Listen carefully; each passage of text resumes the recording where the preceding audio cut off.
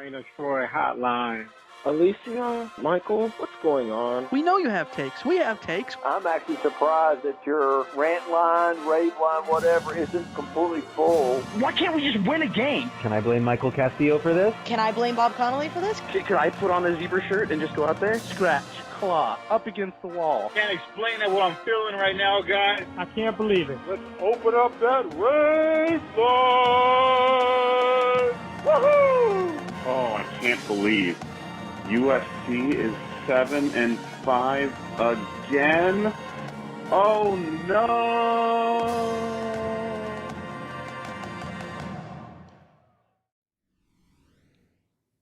Hello, everybody. Welcome back to Retro Radio. This is the Carcast after USC's 28-20 win over the Nebraska Cornhuskers at the Coliseum on homecoming.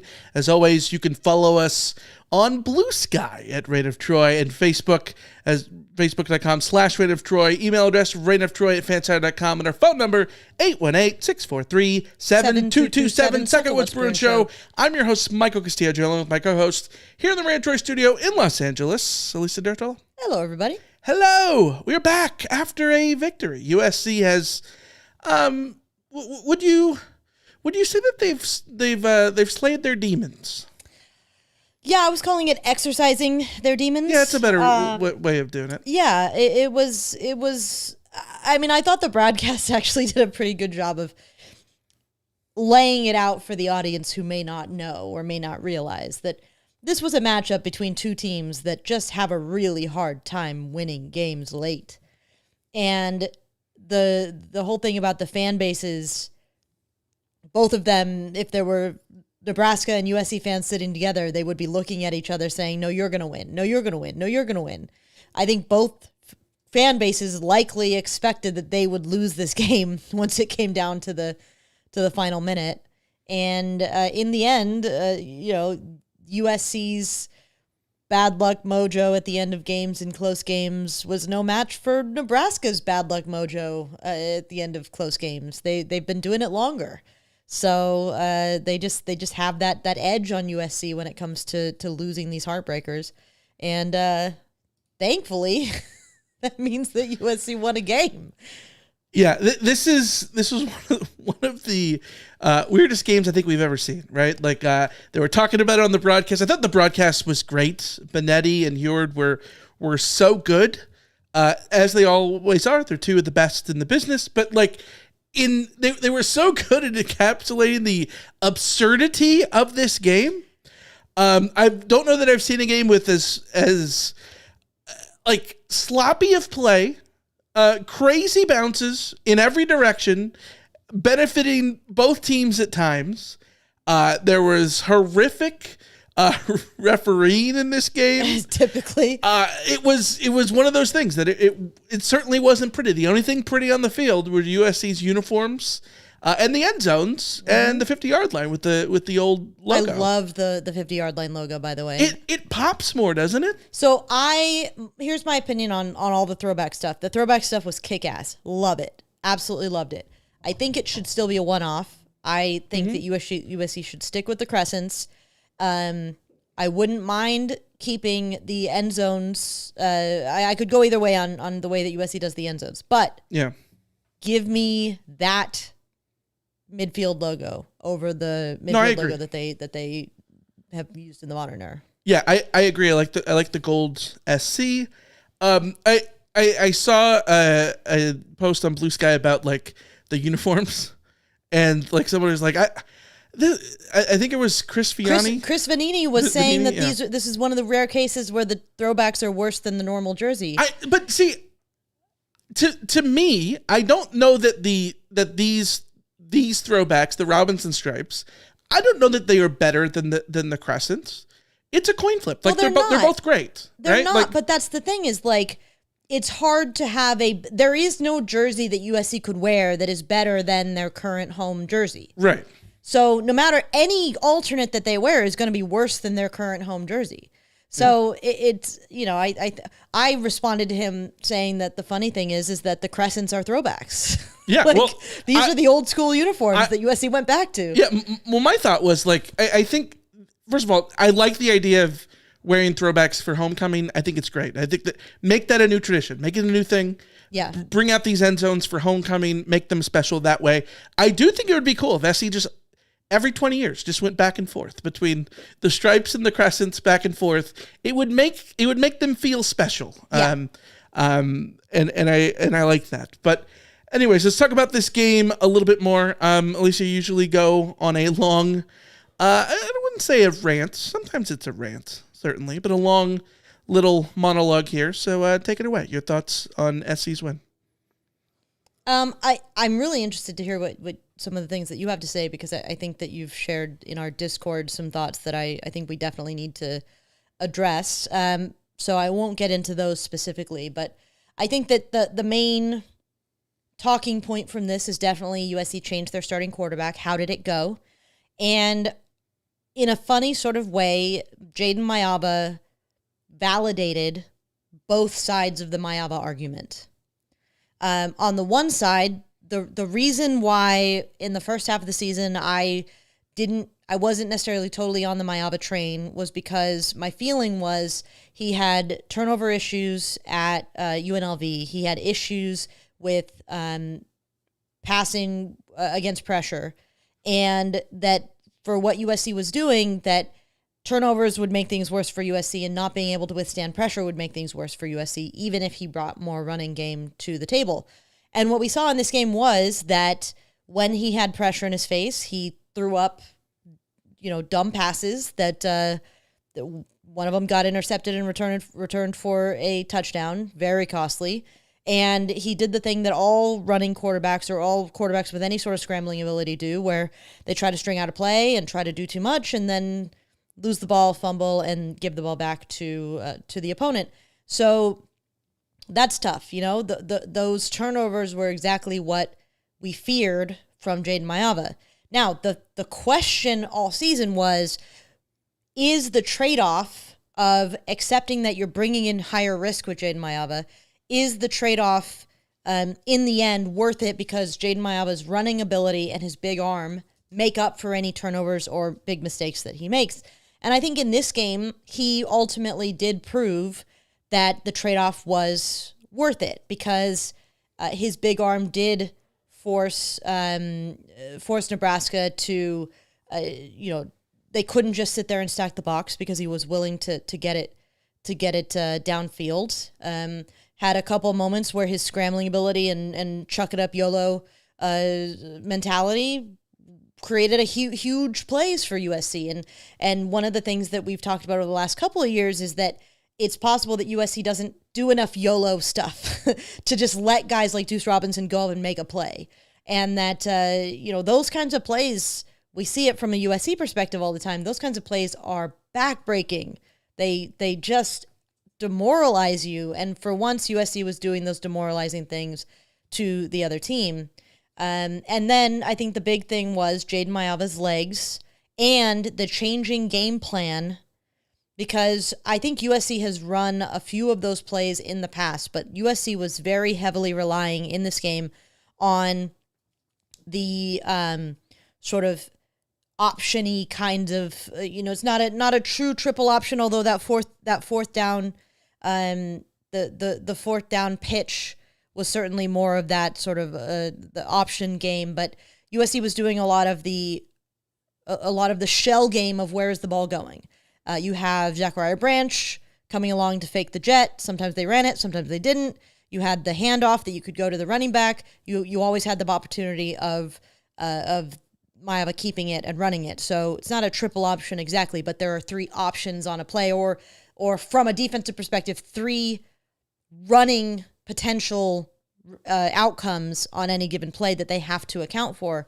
And I think that those really helped USC open up the run game in the second half, keep them honest. USC was still doing a lot of the screen games on the outside that we've seen when the run game up the middle doesn't quite work, to sort of stretch the field out a little bit. But then on top of being able to do those little dump-off screens to Woody Marks and to unsettle the defense that way, USC was also able to bring in the quarterback keeper that kept Nebraska honest, that that burned them several times, and then being able to hand off to Woody Marks and Quentin Joyner, and Woody Marks just being as damn good as he is. He's so good. Like it's absurd how good he is. I think he's just one of the perennial underrated players, not perennial, but this season, one of the most underrated players in college football, because his vision, his first step, his ability to sort of squeeze through and just get yardage out of anything, despite, he's not a particularly big dude. He's not that like bruiser guy, but his ability to run between the tackles is so impressive. And USC really let him run. USC found that balance that we've been asking USC to find in the run game in this game. And that's ultimately what made the difference. Now, could USC have found this balance earlier with Miller Moss? Maybe, but the plays that Jaden Mayaba is able to run, is willing to run, those keepers, those fake pitches, those pitches, all of these kinds of, the run attack that USC had was so much more diverse because of Jaden Mayaba's presence, that I think that in the end we saw that his presence was a net positive, despite some youthful mistakes, throwing the ball poorly, into ill-advised rush throws, not setting his feet, maybe not having the perfect chemistry with some of the receivers early on, all of those things. But you could feel him settle in and get more comfortable as the game went on. And it was a very, very promising performance from the quarterback in his first game out. I think that USC, this team is still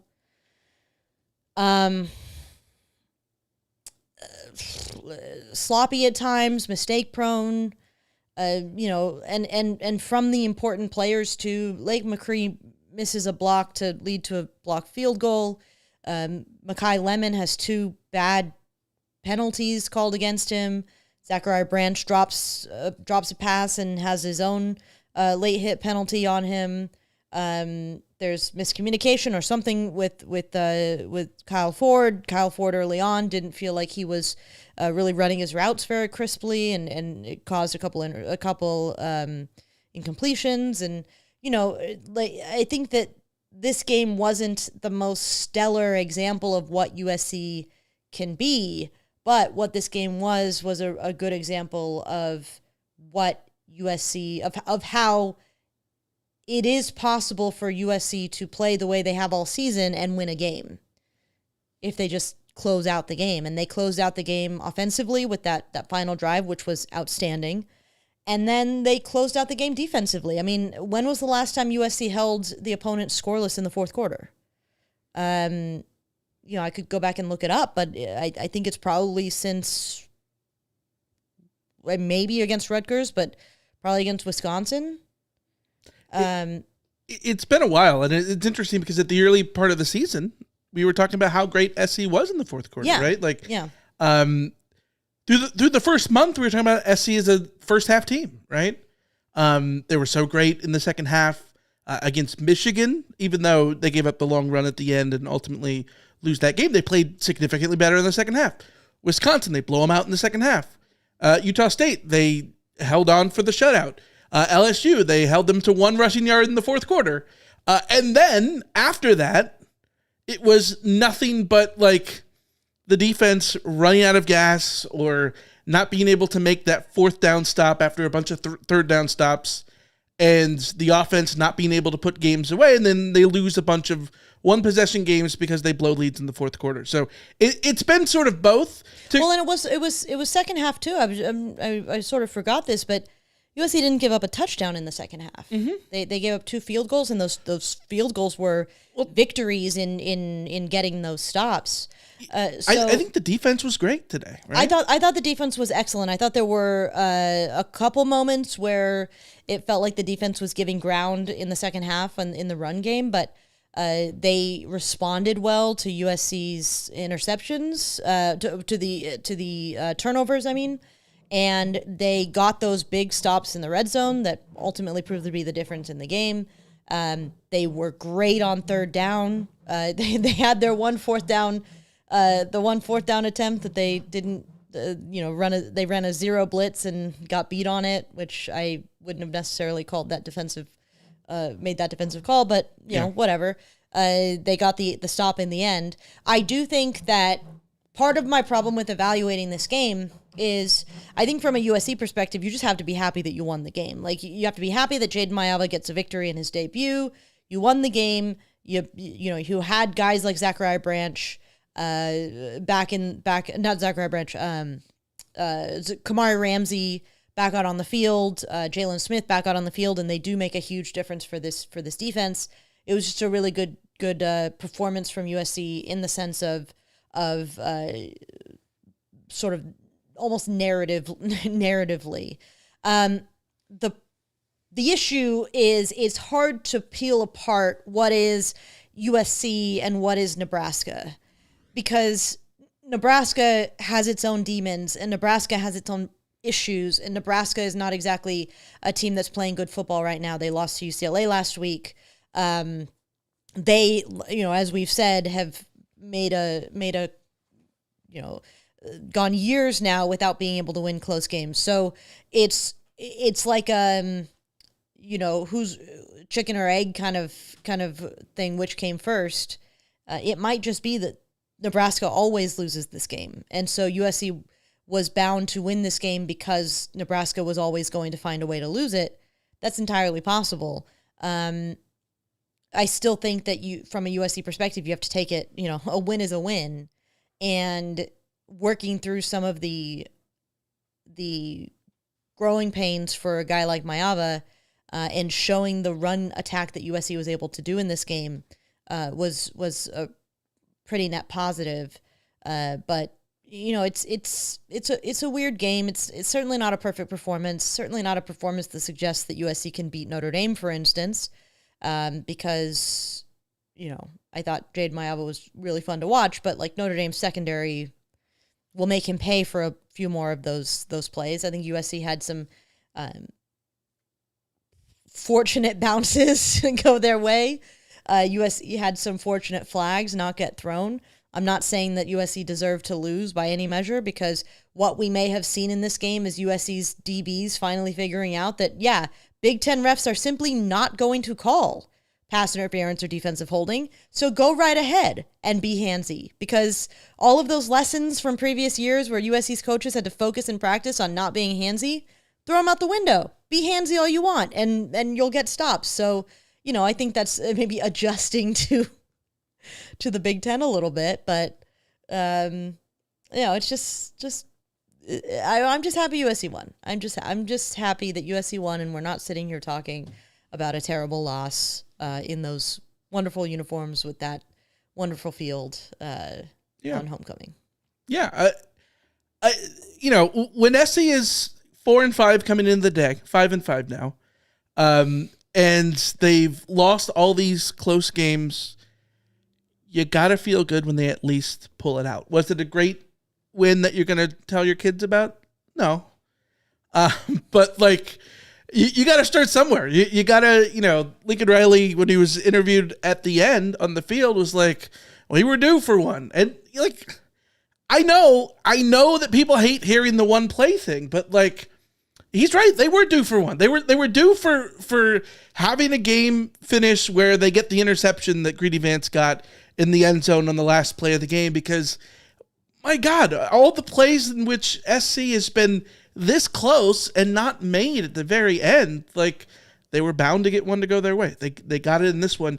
Talk about Maiava, and I threw in our Discord that this was a prime example of how I think I don't want to talk about the word luck too much, but how fortunate bounces can be sort of the impetus to create narratives, create decisions, critiques, praise, all those types of things that come from watching football games.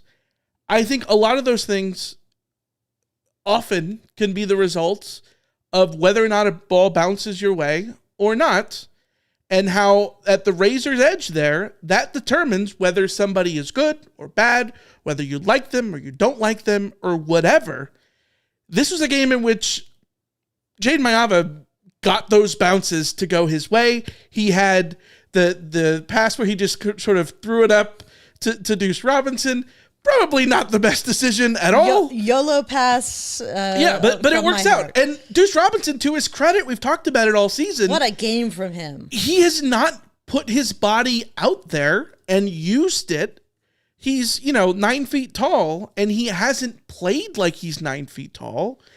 He hasn't played like a Michael Pittman or a Drake London or a Mike Williams. It's just going to go out there and box out and win jump balls. Today, he did that a couple times, and he looked great. He got a big, long touchdown catch as well. But that's Jaden Mayava just throwing the ball up and hoping that a guy makes the play. They do. He makes the play.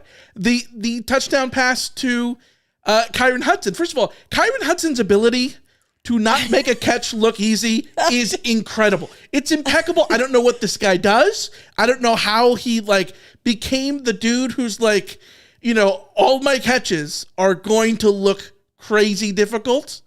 I don't know what it is. The dude can't make just an easy catch. He's got to add flair to it somehow. And he's good at it because he catches the ball that should be intercepted, goes right through the hands of a defender. He bungles it, juggles it, ultimately snaggles it, and it's a touchdown. But that's a play that could have worked the other way. It doesn't. Jaden Mayava gets that to go his way, and the result, when you look at the stat line, 3 touchdowns, 1 pick, passer rating of $156.2, 259 yards, 25 of 35, 71%. That looks good. If you were given that before the game, you would have taken that a million times over. Did it match the eye test? No, I don't think so.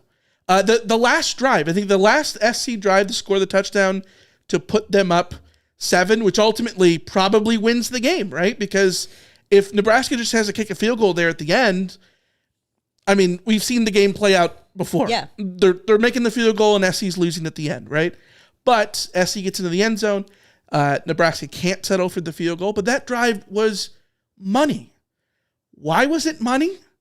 Because there's a weird play in which he has a little check down to Makai Lemon that's bounced up in the air, goes all these different ways, could have been intercepted, could have been dropped. It's ultimately caught. Makai Lemon makes an insane play to get to make it like a 4th and 1 or whatever it was. But again, that was the ball bouncing in SC's favor. And given how the season has gone, my God, SC was due for that, right? But going back to Mayava, all these things ended up going his way more often than not. He had the really bad interception, the pick 6 by Sierra Wright. Kudos to Sierra Wright, by the way, for having a hell of a game in his return to the Coliseum. Yeah. Good on you, kid. He talked a bunch of shit, as you should. You come back to the Coliseum, you make some plays. Talk your talk, dude. Absolutely do it. But Mayava benefited from bounces that bounced his way. And I think that he is going to walk out of this game feeling on top of the world. And he should, because he made plays at the end when he needed to. He got SC in a spot to win the game, and they did. He ran the ball in for the final touchdown to ice the game away, essentially, sort of.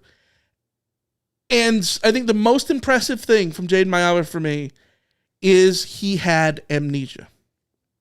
Because he made a million bad decisions in this game. He should have been penalized for way more than he was. He had 2 turnovers that directly led to Nebraska scoring 10 points. He probably should have had 4 or 5. And SC loses the game running away. And there's a world in which those bounces that went in SC's favor don't. And they go in Nebraska's favor.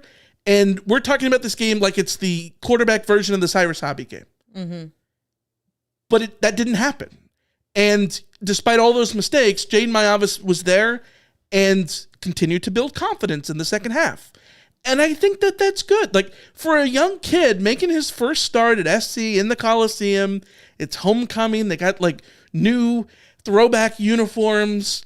You've dethroned the hometown Miller Moss kid. You're playing at your school where your uncle played, like uncle, cousin, whatever Kaluka is. Like, you know what I mean? There's a lot of pressure on you in this game. It would have been very easy for him to, have a bad first quarter.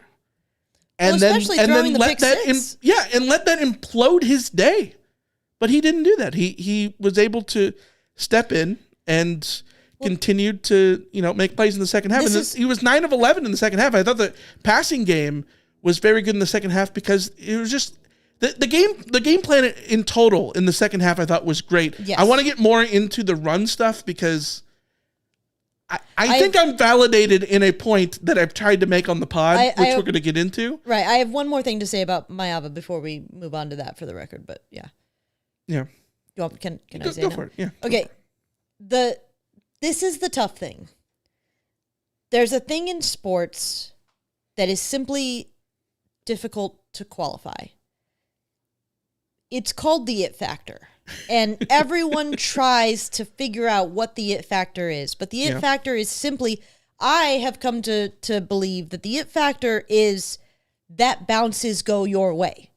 And can be. I don't know that. I think there are certainly players who, I think the great players have the it factor and set themselves up so that bounces will go their way. Like Steph Curry practicing the wild, crazy circus shots so that when they come his way in games, he's already practiced it and can hit them. Mm-hmm. Like the fact that he can hit those at all is kind of it factor, but then there's preparation on top of the it factor, right? So it's not just one or the other. But I think that sometimes you look at players and there are guys who have it and guys who don't. Mm-hmm. Or guys who have more of it and guys who are just sort of like in neutral. Yeah. And I think that my feeling on some of this, on what we saw today, is that it reminds me a little bit of some of the conversations I was having on USC message boards about John David Booty versus Mark Sanchez. And it wasn't just about running ability. It was just about the ability to make the kinds of plays, to make the unexpected plays that cause an opposing defense to throw their head up and throw their head back. Chicken soup out of chicken shit. Just when you see the body language of the defense change, because just like what we're supposed to do about that. Mark Sanchez had that ability in a way that John David Booty didn't. John David Booty, great quarterback, absolutely within the script, could be was one of the great Rose Bowl quarterbacks of all time. Really, really effective quarterback, but there was a ceiling on him because he didn't have that it to just like make that play. And to me, it became clear as the season continued to go on that Miller Moss lacked a little bit of the it. Mm-hmm. And Mayava in this game, it's like the it was making lemonade out of shit water or whatever we want to call it. Like there was a lot of shit water, but it tasted really good because it was like that worked out. I believe that's called LaCroix. Yeah. And see, like the problem is that for every game where for every it factor quarterback, Sam Darnold was an it factor quarterback, right? He was just, he was that guy. He just made things happen and bounces seemed to go his way and he seemed to be able to chuck the ball up and have things, just work out. But for every quarterback that's able to do that consistently in college, you're going to end up with a game or multiple games, or they're going to get to the NFL and just be, not found out, but like have their luck or their it like turn in the wrong direction. So with Mayava, it's like, okay, yes, this game, everything went his way. Well, not everything, but the right things went his way. Mm-hmm. Will that be the case against Notre Dame? I don't know. Maybe not. Maybe not. Yeah. But it's unpredictable. There's an unpredictability, and I think that's probably why Lincoln Riley was so hesitant to throw Mayava in, because the unpredictability goes both ways. Like the unpredictability is a pick six and a fourth down option play where it all works out. I think you talked about it perfectly when you went on your little monologue that like everything you could have thought before the game, you can walk away thinking still. Like you can walk away thinking, yeah, Maeva wasn't the guy. Yeah. You can walk away saying that, see, Maeva is the guy. Like everything is there, however you want to see it. And the reality ultimately is always in the middle, right? But like everything is there that you could see and could take away from it. Let's talk about the run game. Trojan Fight in the chat says, am I calculating right? Woody Marks now has over 1,000 yards. Yes. He has 1,024. He's over the 1,000 yard mark. He had a career high against an FBS team, sorry. 182 yards off the yards from scrimmage. He had 186 against an FCS team like 3 years ago. But for all intents and purposes, career high for Woody Marks. I've seen a bunch of stuff in the chat. See what happens when Lincoln Riley sticks to the run. You see what happens when SC runs. You see what happens when SC runs the ball. See, they finally went run first, and like these are the things, right? And I get it. I'm here to tell you, you are not talking about quantity. You're talking about quality. SC ran the ball effectively in this game because they were good at it. That's why it feels good. SC ran the ball 32 times. They did not hit the over. In the over-under, what was it, 33.5? That we have set the over-under for the over-under game? It was under. They ran the ball 32 times, and 5 of that was Jaden Maeva runs. So, like, and how many of those Jaden Maeva runs were scrambles? At least, like, 3 of them? 3 or 4 of them? So, they didn't run the ball more. They as in terms of ratio, they ran the ball more than they did in the Washington game collectively, even though they ran the ball a lot in the second half. But they didn't run the ball more than they usually do. Like, they were more effective at it. That is what people ultimately want to see, and that's what feels good when it happens. Well, and in the first half, USC was trying to run the ball up the middle, and they were getting stuffed. Yeah. And it was that same typical, thing that we've seen several times this year, where it's hard to call for more runs when you do run the ball and you're getting stuffed, and you're getting stopped not just at the line of scrimmage, but behind the line of scrimmage, because that's the kind of defense that Nebraska has. They're looking to get in the backfield. So what I liked about what USC did in this game is, again, the thing that we've been talking about all year is that there are different ways to run. There are different ways to attack a defense while using your runners or your run game. Yes. And what USC did after those first couple of drives where they couldn't really run the ball up the middle is they started setting up little screen passes and swing passes to Woody Marks to open things up a little bit. And then once things opened up, I love that they were able to, and what I liked about in this game is that it felt like, compared to other games that have been slightly frustrating, but also put a pin in that for a second. It felt like when things opened up, they continued to go with those things. And the variety, I think, of the run game, which was aided by Maeva being able to do those sort of option looks, definitely helped, because it could be just that, like, does Lincoln Riley have a like in our CFB league, there's a 3-play cooldown. Like, I wonder if Lincoln Riley just has like a cooldown where he doesn't want to use the same play too often. So then having a greater variety of run plays opened the door for more of those opportunities, because it wasn't running the same like inside zone out of this formation or whatever. So the pin, though, I want to go back to, again, something that you brought up that I think is very on point. The idea of how one bounce or one result can change the way that we think about a game or a quarter or a drive. Because that last drive that USC had, which is absolutely spectacular, it's like, it takes up like, how long? It's where is it? Let me see. It's 13 plays, 84 yards, 7 minutes and 39, and ends in a touchdown. Like, an incredible drive. That is a perfect drive.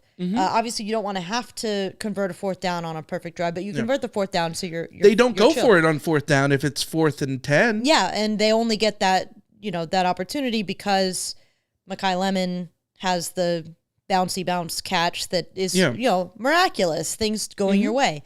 It's the Nealon push, right? Yeah, it's the Nealon push that just that thing that gets you across the line.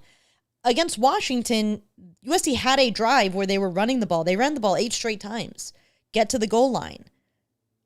And if there's in a universe where they just punch it in on any one of the next drives that happen at the next plays that happens at the goal line, the narrative around the end of that game is very different. But they get stuffed in that critical moment. And maybe, again, this is the difference with Jaden Mayava, because Jaden Mayava being able to, and by the way, that formation that they ran that play on was so funky. That was fun. The creativity they were able to use in the run game with Mayava as a threat means they don't have to hand the ball off to Woody Marks straight up the middle to try and go toe-to-toe with the Nebraska front. It could be the extra horsepower that puts them over. You know what I mean? Like it could just be that little nudge. I want to talk about the 4th down play, the 4th and 1, the triple option jet sweep, like you talked about. Somebody on Twitter said that they ran the sunshine play from remember the Titans, the 45. What is it? 45 blast with the backside George reverse. It was it was incredible because first play of the game, they run the jet sweep. And it's a play in which it's the jet sweep. It's actually a jet toss. It's a pass play. And it's one of those things that works. It worked in the Holiday Bowl against Nebraska, no less. Adoree Jackson scored a touchdown with it. Adoree Jackson led the team out of the tunnel. First play of the game, they run that play, right? And they ran it about 3 or 4 times during the game with Branch in motion as the jet guy. And then, they'd hand it to Marks. They'd hand it to Quentin Joyner instead. And on that 4th down play, he's coming down. He could get it. Or you can hand it off to the... No, wait a minute. It's an option play. Yeah. And this is, I think, the argument for that whole play, that whole set of plays where a lot of those didn't work at the beginning of the game, by the way. Obviously, the long Quentin Joyner run against Penn State was that play, right? It was Zachariah Branch in motion before as the jet guy. He's the bluff, and then it's the handoff to Quentin Joyner, and he scores a 75-yard touchdown run. It's the same type of thing. But with Jaden Mayava instead of Miller Moss, you have, instead of 2 options on that play, you've now got 4, 5 different variants of that play that you can run. It's my favorite thing in College Football 25. It's why I customized Memphis's playbook to add splitbacks, because the you can do a lot of those kinds of triple option-y kinds of things with splitbacks. I love having that many options on a play. And I don't know how many of those plays were actually true options in the sense of the intention of the play is to end up with the ball in the hands of the guy that it ends up in. But again, it's going back to the defense has to account for, it could be going there. No, it could be going there. No, it could be going there. No. Put the defense in conflict. Yes, put the defense in conflict. Yeah, and use the numbers. The football is a game of math. Use the numbers. You want the numbers in your favor. And they were able to do that. A lot of times the jet stuff was great. Talking about the runs too, the number of runs. I think one of the reasons that it felt like SC ran the ball more than they did, because they were successful and it's easier to remember good runs than bad runs.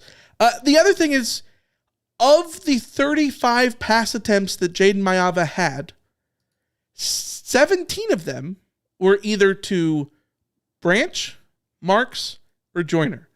And I put Branch in that category because Branch has essentially been used as a gadget guy in the pass game, right? Like he is no longer really used downfield. They tried once downfield with him, but yeah, mostly he's an underneath guy. Mostly it's underneath. It's screens, it's jets, it's that kind of stuff, which is what it should be. And it's interesting because like I put on Blue Sky earlier during the game, like I was sort of frustrated with the jets because they weren't working. You and a lot of people with well, yeah. Not Bernie though. But Bernie and the Jets. Benny and the Jets? Benny and the See, Bernie, like yeah, Bernie it's Sanders? Benny. No, it's Benny. Yeah. Bernie, a Jets fan, is going through my head. No, it's Benny, like Ben Yeah. Zobrist. God, I'm Benny losing and it. No, but like you look at those plays early on, and it gets validated at the end because they use it as a decoy for the big fourth down play. So that's great, and all's well that ends well, right? But Zachariah Branch, I think, is the exact guy that you want to be used on those plays.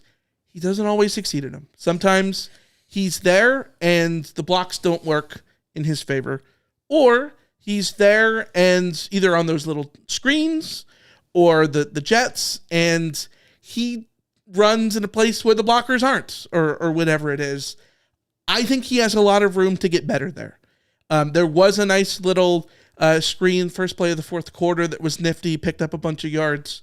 That was good. We saw the moments from Zachariah Branch that were good in this game, but I think one of Zachariah Branch's biggest impacts on this offense is just the thought of him. Mm-hmm. And you have to give him the ball every once in a while in order for the thought of him to be an actual threat, which is why that fourth down play works, because they had given him that jet sweep a couple of times in the game. Yeah. And that jet sweep, the jet sweep worked on the first one, didn't quite work on the second one, going the other way.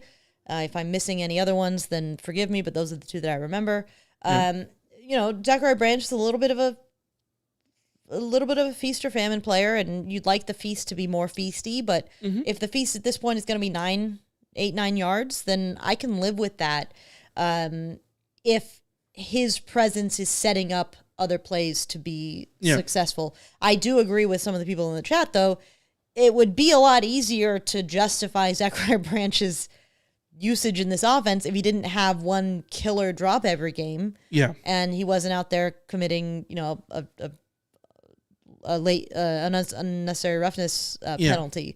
So like those things definitely need to get cleaned up. But again, Mekhi Lemon is a guy that we love, and he makes that play on the bouncy ball that is sort of miraculous, but he had two really costly penalties that were counter to the offense. Like there's a bunch of guys out there who are, as much as they are contributing to the offense, are also detracting from the offense in their own ways, and that's why this offense is limited, because their most talented guys aren't always reliable. I thought this was a perfect game in terms of like having an abundance of guys who, with the exception of Woody Marks, I'm struggling to think, and I guess you could throw Quentin Jordan in there too. He didn't have a hugely impactful game, but 19 rushing yards on 7 carries, long of 6, and he had a catch for 5. But I'm surprised it was that low, because I didn't feel like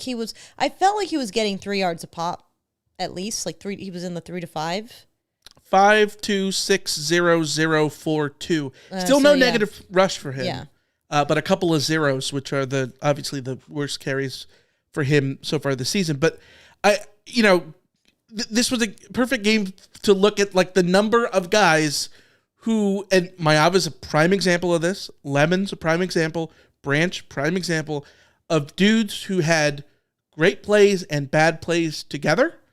And when you win a game and when you make the plays at the end, you can focus on the good stuff. If SC loses this, you're going back and like, if it wasn't for that moment, those would have all been the one plays that Lincoln Riley talks about in the postgame, and we're one play away, right? Like it's the there's Mekhi several Lemon one plays away weird, in every game that you and like Mekhi Lemon has a game which is not very impactful in the stat line. He commits a penalty for he gets in a scrap with Sia Wright, and it's always the guy who's being the retaliator. good look at it either. So Yeah, we don't but really know. it's always the retaliation guy that's going to get popped for that. And he got popped for it. Cost SC some yardage. They end up scoring on the drive anyways. But not a big impact, productive day for Mekhi Lemon. But he makes what ends up being the most important play of the game, right? And you look at Zachariah Branch. He has that big drop. You're going to remember that drop for a long time, but you don't really have to because he works so well on the jet, even as a decoy. He gets the touchdown because he gets does the that nice touchdown, little yeah. spin move. He had a 23-yard gain. Yeah. You know, I think he was relatively effective in this game outside of that. I think two really frustrating moments. Well, three really frustrating moments. One, the drop. Two, the penalty. Yeah. Three, uncalled for penalty. That one sweep where he stops and tries to cut it back, and it's like, bro, the play. Take what's there at a certain point. Like if you are the sweep guy, you need to almost treat this like a quarterback. Like you're better off just saying, okay, if I can just get this down to only losing 1 yard or getting back to the line of scrimmage, that's where I'm fine. By cutting it back, he loses 2 or 3, and then so that was frustrating. But otherwise, I thought he was a reasonably effective option in this game. I think the frustration with him is just that he's not the number one guy. And in this game, it was very clearly Deuce Robinson. Yeah. Notably, Jacoby Lane was pretty absent. Yeah. I don't remember seeing him. I've been told he did play in the second quarter. I was looking out for him, and I didn't notice him at all in the second half, but it's possible I missed him because it's hard to tell. But I want to go back to Branch really quick because Branch has 6 catches for 41 yards. The Jets were deemed pass plays also. So another reason why I think there's 35 passes and 32 runs. Yeah. It's another reason why, because those can't inflate plays. the passes, which I've talked about forever. Like screens, bubbles, Jets, like they are technically passes, but they act as runs anyways. But with Zachariah Branch, he's a guy where if he just eliminates those drops, he's going to have more production, and it's going to be easier to take, the stat projection over an underdog to take it higher, right? Like you're on the Underdog app. You're looking at your picks for the SC game coming up next week, SC and UCLA. You're going to scroll through there on the Underdog app, and you look at Zachariah Branch, and it's going to say something like, I don't know, it's not out yet, but it's going to say something like, 42 receiving yards, 42 and a half receiving yards, higher or lower that stat projection.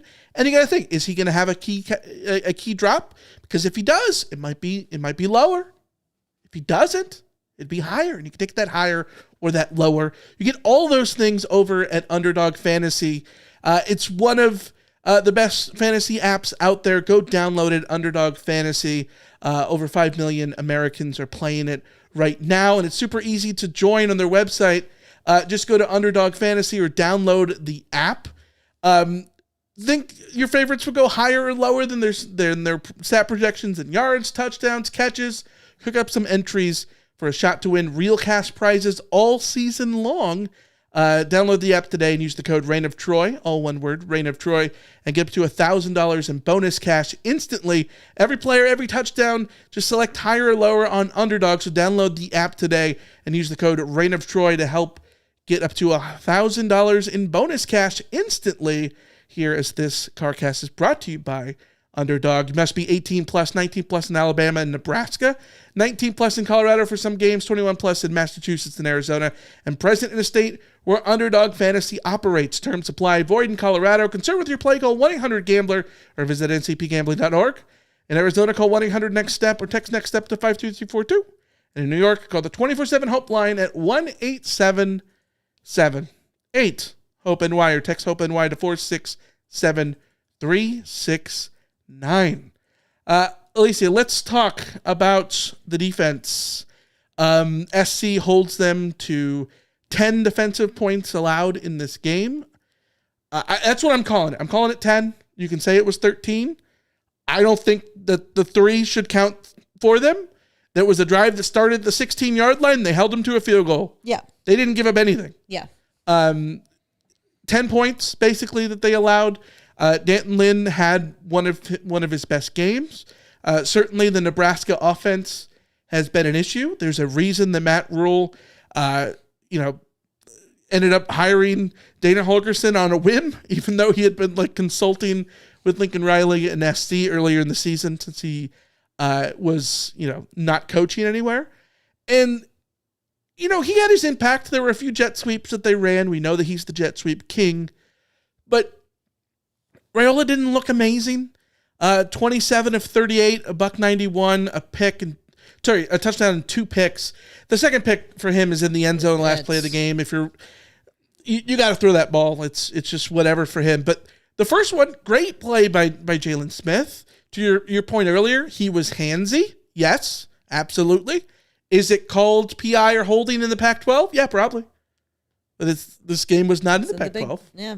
And he makes a great play. Jalen Smith looked great. Kamari Ramsey back from injury. And he is still, Alicia, the third down king. He's so damn. I mean, and this is the frustrating thing is that I think I'm not making excuses for USC's record. I'm not making excuses for USC's inability to close games. But I do think it has slightly flown under the radar. Yeah.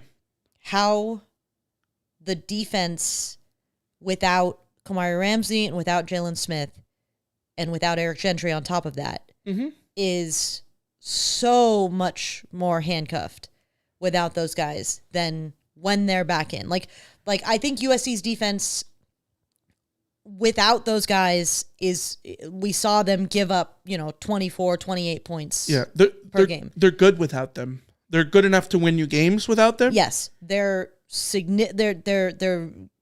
good to great with them on the field.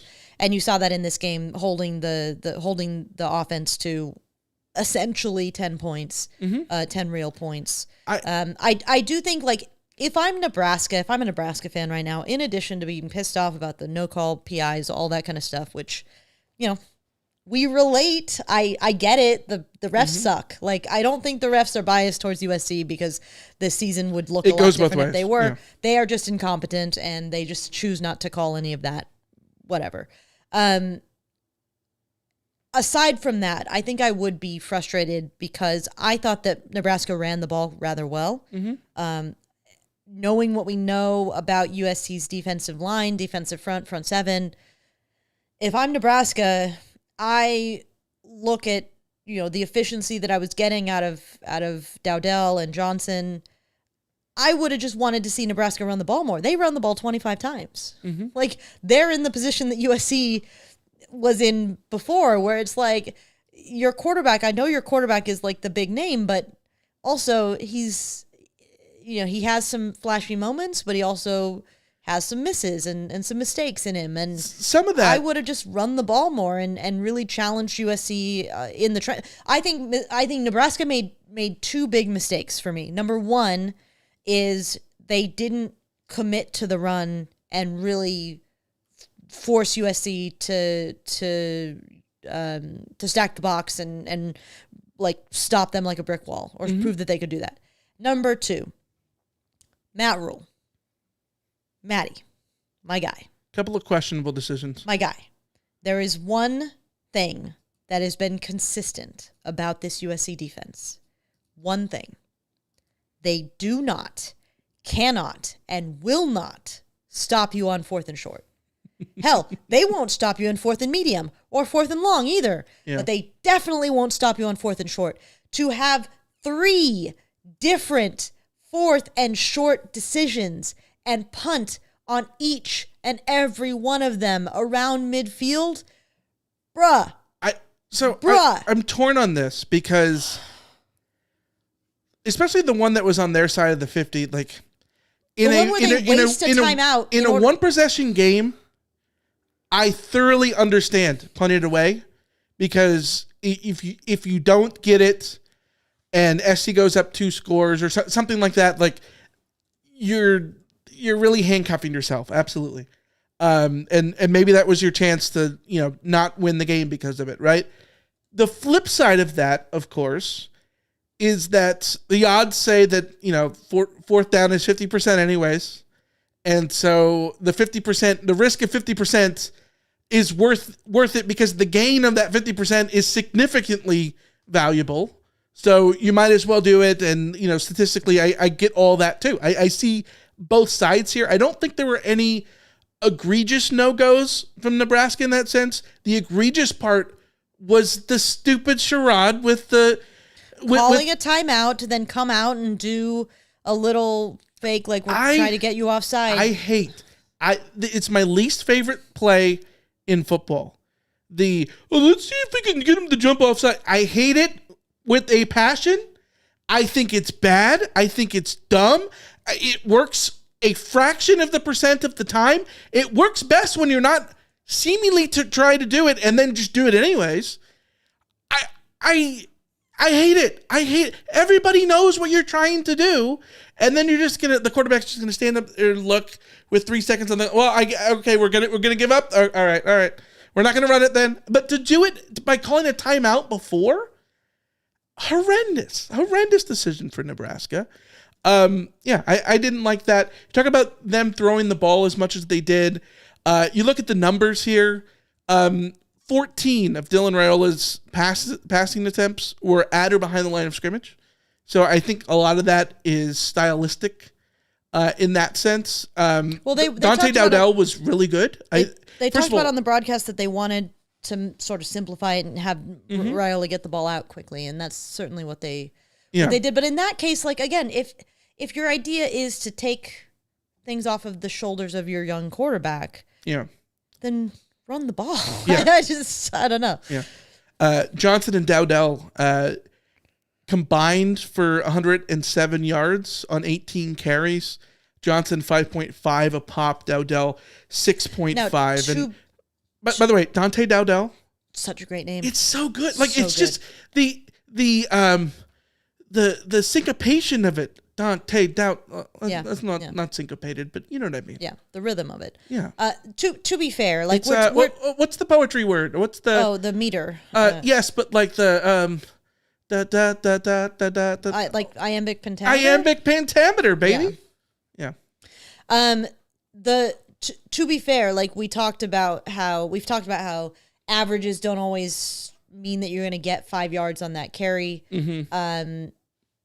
Johnson had a long of 13. Dowdell had a long of 20. So you're really dividing those like 7 and 9 carries to 20 and 25 or whatever it is. Yeah. So like I get it, but it still feels like Johnson was rather effective running the ball. He only had 9, 2, 10, 4, 6, 13, 2, 0, 6, 3. Like, I'd keep running a guy who was gaining yardage at that. Dowdell's is interesting because he's got the 20, he's got the 15, but there's a lot of 1, 2, and 3s in there too. Yeah. So, I think I still would have ran a little bit more for them, but also, I understand the short stuff too.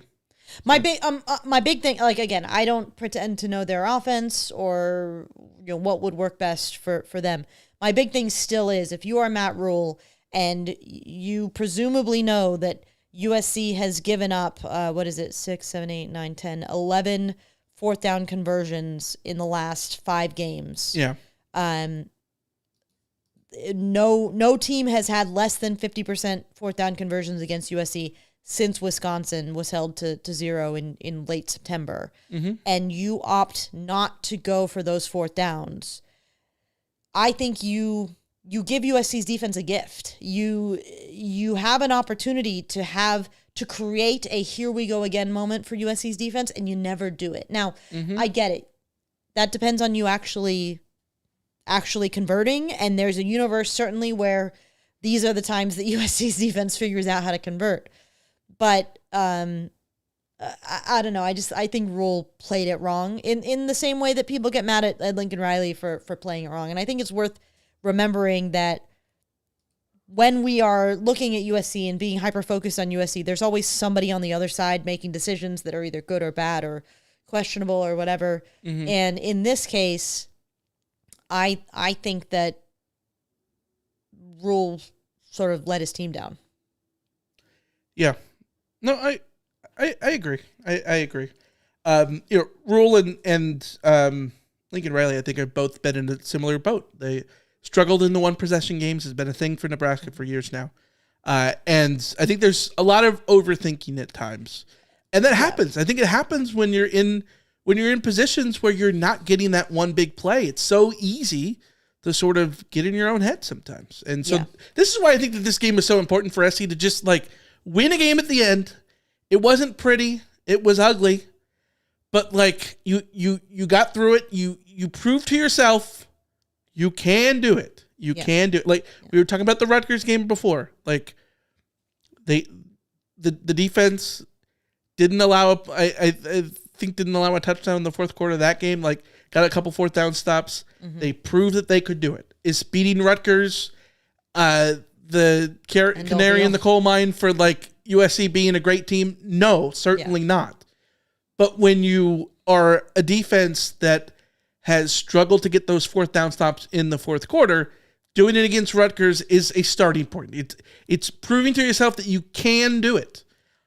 Winning this game by scoring that touchdown at the end, going up by 8 points, and then getting a stop on and the then other getting side. the stop at the end. Like I think it was nice for SC that it was 8 points and that they knew less pressure, that they couldn't lose the game on that last drive. Yeah. But still, like absolutely, you were seeing if Nebraska PTSD stuff in your head. If Nebraska had scored the touchdown, I would have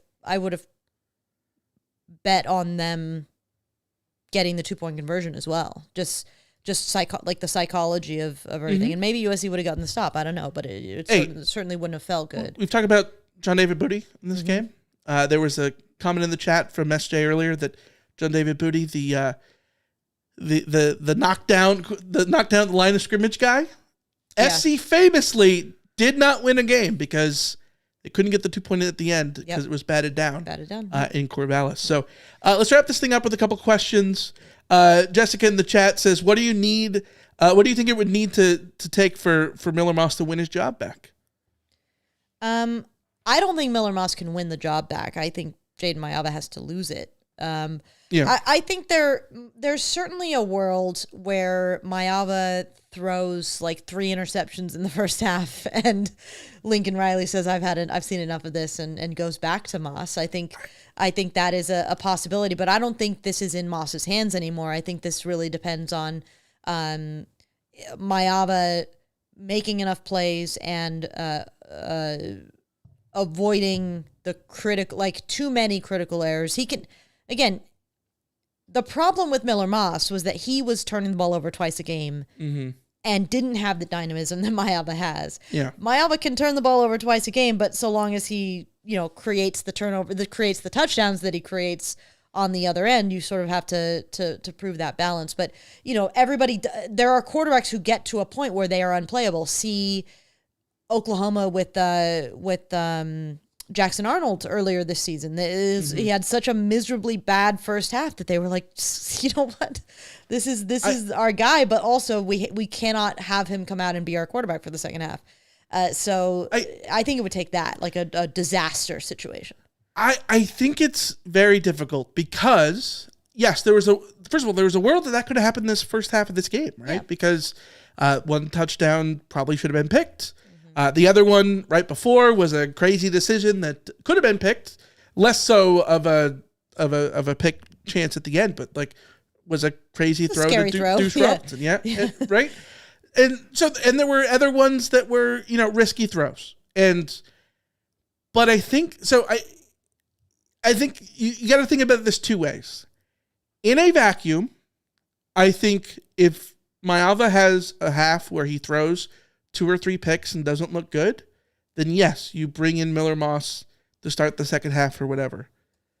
Realistically, I think Miller only plays if Mayava's hurt. Because I think Lincoln Riley, you were 4-5 coming into this game, now you're 5-5, right? But like you've handed the pedestal, you put Mayava on the pedestal, right? It's in his court. He is going to win you or lose you the rest of the games. That's you've made your decision.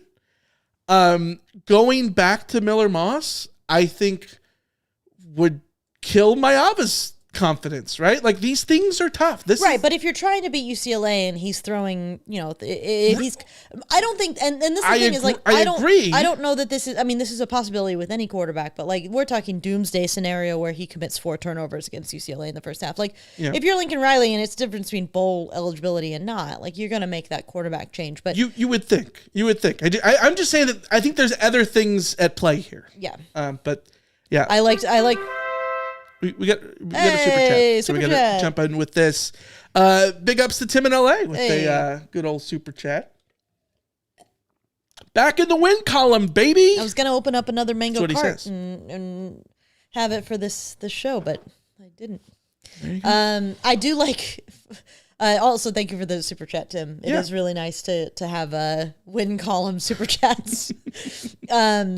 I like Fight on Natty's, the old saying, I'd rather be lucky than good. Jaden was lucky today. That'll take every day, all day. Yeah. It's like, it's that thing where, it's something about mojo or vibes or feeling or whatever it is. I think the thing I will give Jaden Mayava, I think the thing that encourages me the most about Mayava is the thing that frustrated me the most about Miller Moss, which was when USC needed him to be great, Miller Moss failed on those final, on the final drives.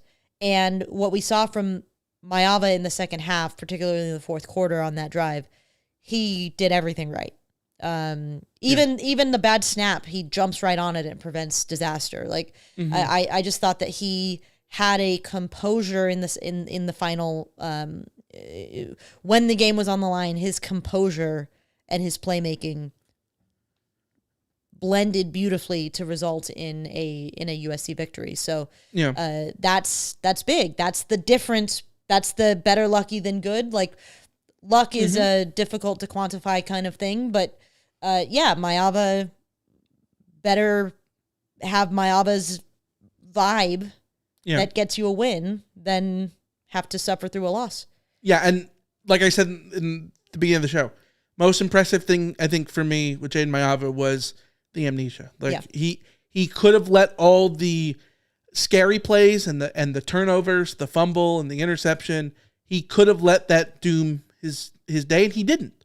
He stayed in there, and he had the confidence in the fourth quarter. He had the confidence with that zone read too. The zone read touchdown, I thought Nebraska they were ready for it. The dude on the edge was right there, hands super wide, ready to get him, and then he breaks his ankles anyways. Yeah. So good on Mayava for being able to do that. Hey. We got another super chat from Angela. Big ups to Angela as well. No message there, but is their first super chat on a live stream, whatever we're calling this. So. Well, Angela only super chats when Jaden Mayava plays. I think that's the mojo. Yeah, absolutely. Let's wrap this up with one question from Fighting on MC really quick. I've got a couple other questions from earlier in the chat that we can hit really quickly too. Okay, rapid fire through those. But for MC, the record, the thing that you are worried about rushing us is half an hour away. Okay, all right, 10-4. Okay, little inside baseball. We're recording like our own. We're recording locally now. We're not using our virtual studio. And so like our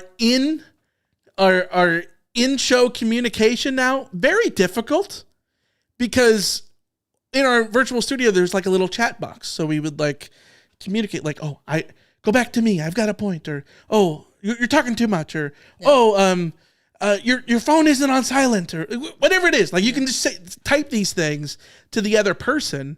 It's a little bit more difficult now because Alicia's camera is my cell phone. It's my iPhone. So like we can't really do that. And so like any sort of thing, it's just like, you gotta like I think telepathy. I think that we should use our rundowns to communicate. We could. But we don't have rundowns for the Carcast. Yeah. So. Usually when we're working with headphones on, since Oh yeah. So it used to be before we reorganized the studio, we were on the same side of the wall. So our background was essentially the same, right? Now We are facing each other. So let's see if I can throw this over there. Oh, You catch it? yeah, I got it. Yeah, there you go. You see? So she's over that way. But I can't see her because I've got 2 monitors and she's got 2 monitors. So I can't even see her. So when we have headphones on during the day. Noise canceling headphones. Yeah, Both of us you listening just to music while we work. you just randomly see like a little hand stick up over your You thing. just do like a little wave, like. Yeah. Eh. All right. Let's run through your questions you got. Okay, Rama Murdy asks, can you explain the timeout by Nebraska on 4th down, only then to take a delay of game? That was dumb. Yeah. Yes, Rama, that was dumb. I agree. I cannot explain it. Coach overthinking it. If you're going to take that timeout, you better go for the 4th down. Yeah. Otherwise, don't take the timeout. Yeah. No, 100%. Fighting IMC says, so do we have a chance to win against UCLA? Yeah, I absolutely. I think SC plays better at home. Does the Rose Bowl count as a home game in that sense? I don't know. I think that's going to be sort of interesting. SC plays worse on the road. Will that be a factor? I don't know. I have to imagine not really. It's a comfortable place. They know how to play there, that kind of thing. But it is it's not the Coliseum. And maybe just not being at the Coliseum is an issue. We'll see. But UCLA is a team that they should be able to beat, just like Rutgers. But the difference is SC plays close games. All these games have been close. They beat Rutgers, but in the second half, that was one possession at one point. So have UCLA's, they lost to Minnesota by 4. They haven't exactly Rutgers been by jiggle 3. They beat Nebraska by 7. They beat Iowa by 3. They lose to Washington by 12, but that game was pretty close going into the late stages. I thought they played they really gave Washington a challenge there. So UCLA is playing good football, relatively good football, certainly relative to their expectations. Yeah. Certainly relative to their really rough. Their early season schedule looked so difficult even before Indiana decided to be one of the best teams in the country. Yeah. So they played current number 5 Indiana, number 21 LSU, number 1 Oregon, and number 4 Penn State across 4 weeks. And Indiana's the team that beat them the worst. Yeah. And at the time, it looked like super terrible. But yeah. So I don't think UCLA is terrible. I also don't think that they're particularly a good team. But is SC a good team? That's you know what I mean? I don't know that that's the case either. That's the problem, is that USC has not proven that they that USC can go into the Rose Bowl and expect to blow UCLA away. I think that this game is set up for another 1-score game, and UCLA has had mixed results on the 1-score games, and USC has had mixed results on the 1-score games. Now that they've gotten a second win here. So it's going to be a really interesting matchup. Yeah. We'll see. SJ says, Jake scheduled for next week? Yes. Yes. We're going to go on their show. And we'll have him for a segment. We're going to have him for 10 minutes or so, 15 minutes. We'll record it in the next couple days. And then pre-record it and throw it into the middle of our show. Yeah. Okay. James Blunt, I thought made a good singer? Yeah. You're beautiful. The center has to get those snaps higher. 90% were at Jaden Mayaba's shins. I thought this was really interesting because I saw people commenting about the low snaps, and so I was paying a little bit closer attention, and the snaps were definitely low. But I think that it was Miller Moss. I think that Jaden Mayaba is significantly taller than Miller Moss, and so it's just like a Jonah Monheim isn't used to snapping the ball for someone who's 6'4", and with a little bit of time and practice, I think that those will be less of an issue. I don't need this, literally need this, but I would be curious the results of one of those MMA style weigh-ins or something, but a measure in. I need to know how much taller Jaden Mayaba actually is than Miller Moss. I think we all think that he would tower over him. Miller Moss is listed at 6'2". I don't believe that Miller Moss is 6'2". I don't necessarily either, but Jaden Mayaba is 6'4", And I feel like usually they add 2 inches, which means, does that mean that Jaden Mayava is 6'2"? You know what I mean? Like, or is Jaden Mayava's 6'4" true and Miller Moss's 6'2" is fudged? Like, you know what I mean? Like, usually they should both be fudged. See, this segues perfectly into one other question that we got from Lamont, who asked, "Where was Jacoby Lane? We need Jaden Mayava to be standing next to Jacoby Lane to then reference what is a true 6'4". This is true. Do you know who the tallest player on SC's roster is? I just pulled it up. Deuce 6'6". No. Oh, Page is like 6'7". Elijah Page 6'7", Tobias Raymond 6'7", Kololo Taga is 6'7". There you go. Oh, there you go. The more you know. Eric Gentry 6'6". Cam Fountain 6'6". Yeah. So yeah, where was Jacoby Lane? Not. He was present, as far as I know. We haven't been made aware of any injury or anything like that. So we can only assume that, maybe he's in the doghouse or he's dealing with, disciplinary stuff. Yeah, disciplinary stuff. I don't know. Who knows? I looked up the he did have the quotes from the post-game conference, but I deleted Twitter. So he, there was a little bit of a dust up on Twitter. There's always a million things that guys can get into trouble with or fall out of favor with. So, given his presence in the offense previously, and given that we seem to have no indication of an injury, I would have to assume that there's some sort of. I have a thought here. I think I understand why this isn't the case, but I think it would always behoove the players and the coaches in different ways if there was transparency about why guys are not playing. Because when you don't put that out there, you allow people to speculate anything. Because he didn't play a lot in this game, so the natural assumption is to say it's because of the tweets. It's because of the tweets. Yeah. Maybe it is. Maybe it isn't. We can't say. And so, you know what I mean? Maybe he has an ingrown toenail. I don't know. You know what I mean? But that allows that narrative to be made, and maybe that is true. But say it. Say it is or say it isn't. Everybody will be better served. You know what I mean? Yeah, Shotgun Spratling has a photo from the game of Lane in the game, so he did play. Yeah. And there's a USC journalism student with Annenberg Media, Jude Ocanias, who tweeted, "There's been a lot of talking between USC's Jacoby Lane and Nebraska's Sierra Wright. After plays, referees have had to step in and separate the two." So that's another thing where maybe he... Well, the one time that I for sure noticed him on the sideline, at least, was after the Mekhi Lemon penalty. Lemon went immediately to Jacoby Lane. Was he the one who had his gloves up to his face? Yeah, and you could just tell he was smiling behind the thing. That they were sharing whatever the beef was with Sierra Wright. I want to talk about the penalties for a second.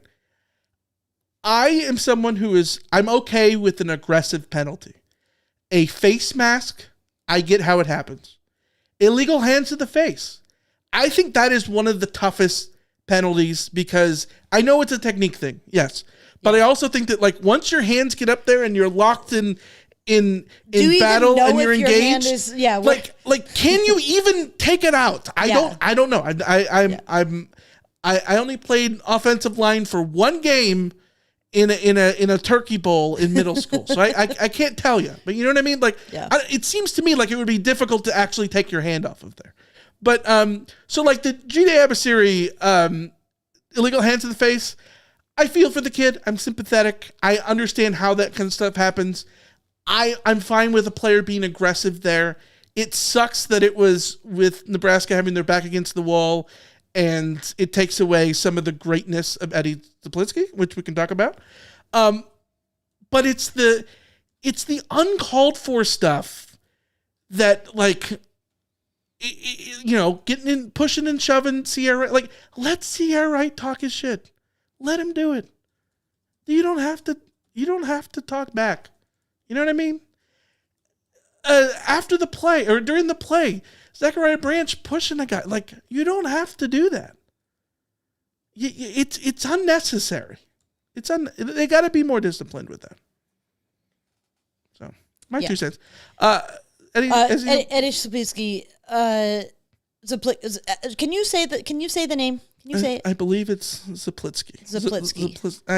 It's I very like Polish, and I'm not great at it. I feel like I had it for a bit because we looked it up in the media guide, and then now it's not there, and they don't have the little thing that does the name, the whatever. Punt God is what I will call him. He is incredible. His punting today will not be the front line headline, but it really, really does make a difference, especially against USC has had this go against them throughout the season as well. Mm-hmm. An offense that is struggling, an offense that doesn't necessarily know what they're about and isn't grooving, to then pin them down inside the 10-yard line, inside the 15-yard line, over and over and over again, to force them to start their drives way, way, way back with a ton of work to do. That is so tough, so demoralizing, so difficult. And having a punter who consistently just pins the opponent is, it's such a luxury to have. And I'm going to be really sad when he's gone. Yeah, I'm going to tell you these stats because they're so good. He had 4 punts. Stat broadcast is a little annoying. You can click on a player and see what they did on each play. You can't do that for punters. It's a little irritating. He had 4 punts. He averaged 51.8 on those 4 punts. All 4 of them pinned Nebraska inside the 20. I wish they had the stat for inside the 10 and inside the 5 because I feel like all of them were inside the 10 also, with a couple inside the 5. Nebraska started at the 12. Ooh, there you go. The 4, the 13, and the 1. Nice. So, yes, all of those. Average drive start for Nebraska was their own 24. Yeah. And, And that's taken into account that and they he had a long of 60. That they had a drive start at the USC 16. Right. Yeah. So that start having their average drive start being at the 25 is pretty crazy. Yeah, absolutely. I never thought we'd see a punter as good as Tom Malone.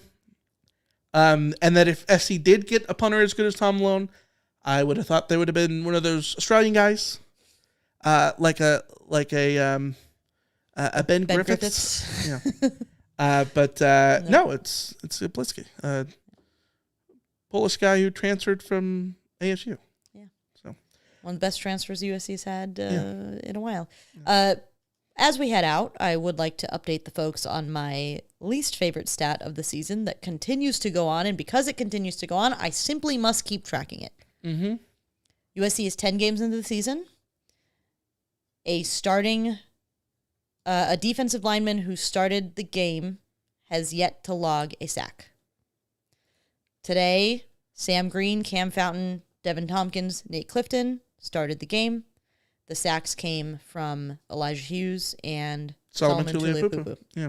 So 10 games, USC's starting defensive linemen in a game that they started have not logged a sack. Yeah, brutal. Absolutely brutal. All right, last thought before we get out of here. Mason Cobb, one of his best games as a Trojan. Really, really good game. Really good game from him. He got the 3rd down stop that forced a field goal early in the second half. He had that breakup where he just read the play perfectly on a short pass. He was great. I thought he's been really, really good. And what a way for a Cobb to succeed against the Cornhuskers. So, we'll wrap it up there. We'll be back Monday, as always, to talk more about SC and Nebraska. Trojans get a win. They're 5-5. They're 1 win away from going bowling. We'll see if they get that either against the Bruins or the Irish. But it's Troy week, and alas, spam Tusk on your Spotify or whatever this week. So until next time, we'll see ya. See ya. See ya.